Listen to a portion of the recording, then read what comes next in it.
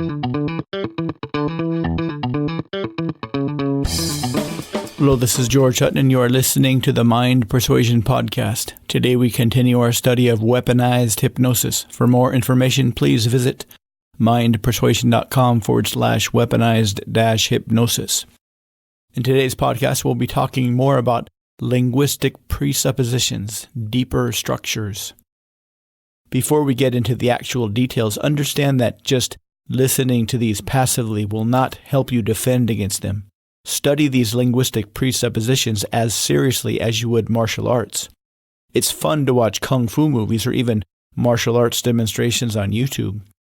But if you want to be able to defend yourself against physical attacks in real time, you must practice them. The best way to practice martial arts is to do the moves over and over and over. To practice the defense against these embedded ideas and insults, you need to write them out over and over and over. And when we say write them out, we literally mean that. Take a notebook, a pen, and spend 30 minutes a day for several months. Learning martial arts is very powerful and worthwhile, but it does take time. Consider learning these linguistic presuppositions as just as powerful, perhaps even more so, because once you train these into your brain by writing each one out hundreds of times, you will become a very effective communicator. Right now, when you hear people talking, you may have a vague idea of what they really mean. But once you understand the ideas that we embed into our sentences all the time, it will be like having X-ray vision into their minds. Be warned, though, some of what you find will not be pretty. Unlike martial arts, where you only need to worry about when training or in tournaments, you will start to see very unpleasant things embedded into all the communication you're exposed to. Think of your training in linguistic presuppositions as a very powerful red pill, which will allow you to see the truth of how people feel beyond the words they use. Not everybody is an angel on the inside. By gaining the power to defend yourself, you will also expose yourself to the true thoughts, fears, and assumptions of those around you. General structure.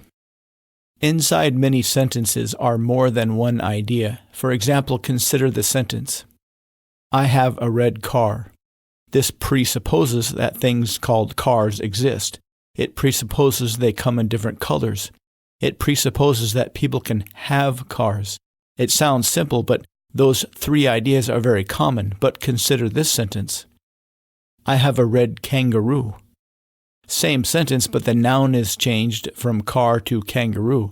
Because kangaroos are not red, people that hear this will make some assumptions or guesses. Perhaps it's a stuffed kangaroo. Perhaps it's not really a kangaroo, maybe it's something else, and kangaroo is the name of the model. This sentence would be a bit unclear, but people would ask for more information. But what about this sentence? My red kangaroo is learning French. This would cause some confusion. If you said this with a straight face and total seriousness, the listeners' brains wouldn't really know what to do. They would try and guess what it meant, and they wouldn't come up with an obvious answer. If you said this as if it made total sense, they would look at each other if you were speaking to more than one person and need some help understanding.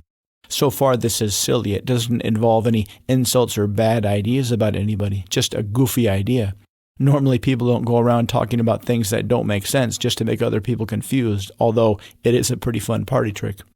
When people deliver insults, they believe the insult is true, but at the same time, they only feel the insult is true. Remember, our beliefs are made up of less than perfect maps of our reality. Their negative beliefs about you are like that. They instinctively present it in a way they don't think will be questioned. They want to get the idea out there, but they don't want to have to defend the idea. Consider the very common, don't you think? Don't you think? This statement is almost always followed by an idea the speaker believes is true, yet at the same time, they wouldn't feel comfortable defending it. For example, let's consider the idea that people should pay more taxes. If they say, don't you think people should pay more taxes? It's a subtle way of putting the other person on the spot of having to defend the opposite of the idea. Person A, the speaker, thinks people should pay more taxes, but instead of saying that, they take the opposite of the idea and put that into the mind of the listener, person B. If person B answers, I don't think so, then person A can legitimately say, why not? This is very common and a very clever trick. Person A has now put person B in the position of having to defend the opposite of their idea of paying more taxes. If person B were to be open and straightforward, they would say, I think people should pay more taxes. Then person B could legitimately ask why they think that. Since person A doesn't want to defend their idea of wanting everybody to pay more taxes, they covertly trick person B into defending the opposite idea. When person B can't adequately defend the opposite idea, person A has covertly asserted their idea of people paying more taxes without ever having to defend it or justify it. Like our last example, the alleged wife beater, any hesitation on speaker B's part will make it look like they don't have an argument against not having to pay more taxes. Since they can't defend not paying taxes, or at least appears that way, they must agree with speaker A. The best defense is to see it what it is, an embedded idea, respond quickly and neutrally. The idea that speaker A is trying to embed is the idea that people should pay more taxes.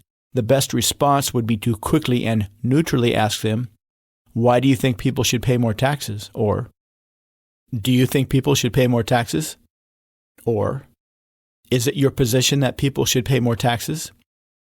In this particular case, they may dig in and repeat the question. The best solution would be to remain as neutral as possible and continue to ask them calmly. For example, they might say, you don't think so? Which is basically a repeat of their first attempt, to which you can remain neutral and say, I don't know. What do you think? If you watch any heated debates on TV, what usually happens next is person A will continue to put words in the mouth of person B. The only thing you can do in this case is maintain your neutrality. If person A says, you really don't think people should pay more taxes? You really think everything is just fine the way it is? Stick to your guns or your non-guns. Remain as neutral as possible and ask them to explain and defend their position.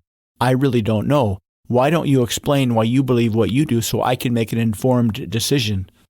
While TV arguments become very confrontational, keep in mind that people who go on TV do so specifically because they know it's going to be confrontational. When defending a tax like this in polite conversation, people tend to back down rather quickly, especially when there are other people around. The strategy is simple. Detect the idea or insult they are trying to slip in and ask why they believe it's true.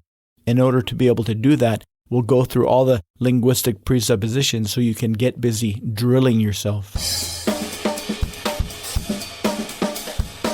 I'm George Hutton. Thank you for listening to the Mind Persuasion Podcast. For more information, please visit mindpersuasion.com/weaponized-hypnosis. I look forward to speaking with you again soon.